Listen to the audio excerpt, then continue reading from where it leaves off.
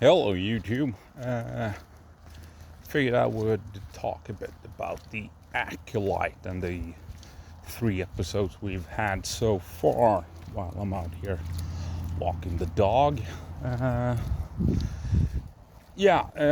Is it a good show? No, I don't think it's a good show. I think it's a boring show, and that's the problem. It's boring. All the other controversies are nothing burgers.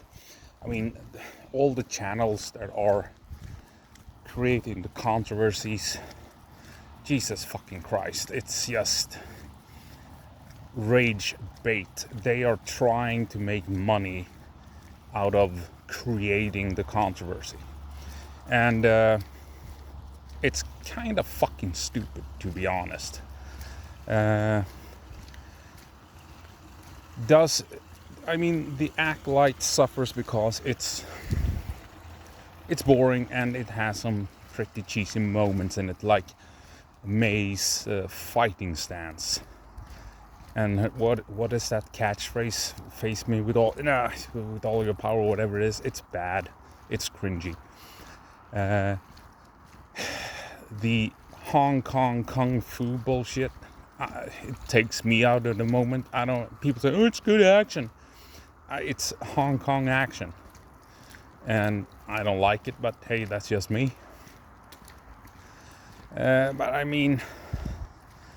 You have the Night Sisters of Dathomir, right?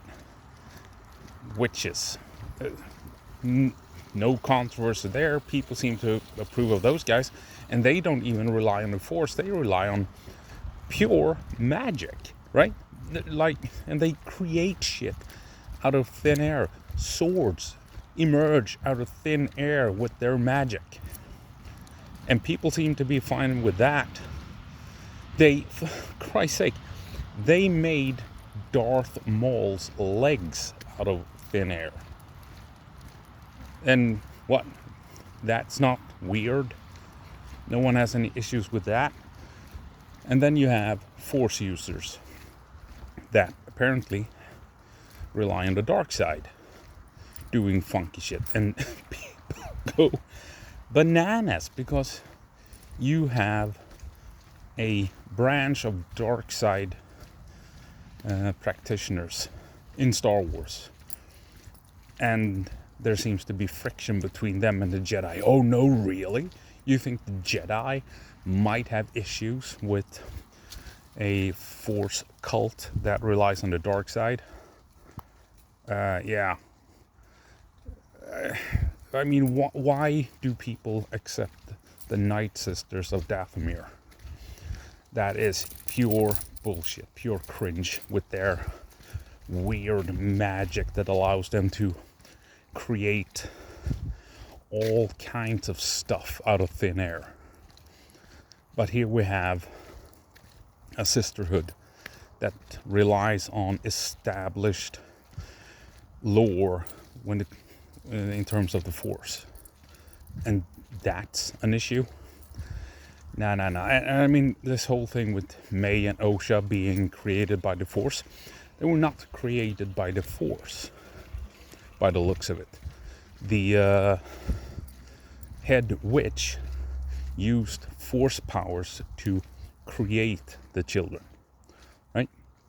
But when we have Anakin, it was the Force itself that created him, like divine intervention for whatever reason, whatever happened, right? The Force made Anakin within Shmi.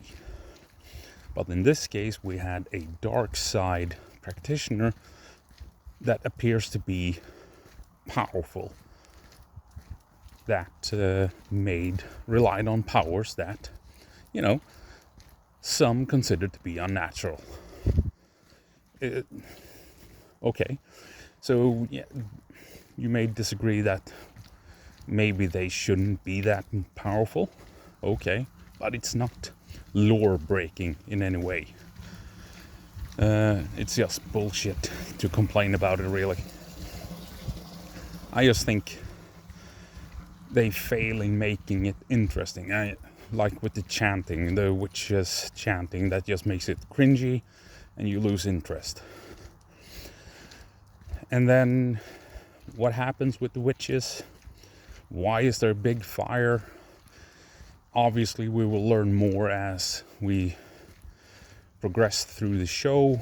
We will get more flashbacks.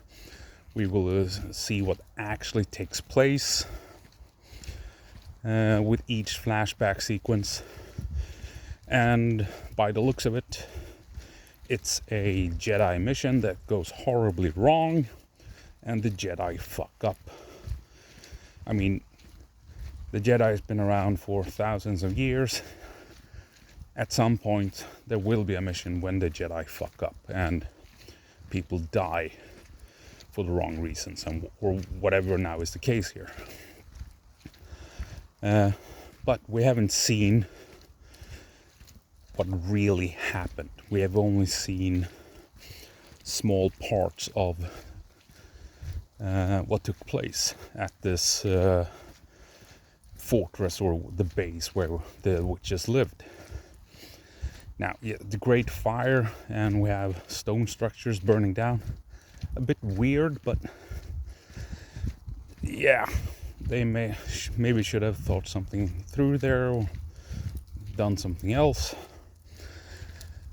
But it's clear we're gonna be learning a lot more of what took place on that planet, in that fortress. And for the Jedi to be so upset about it, I mean, someone made a mistake.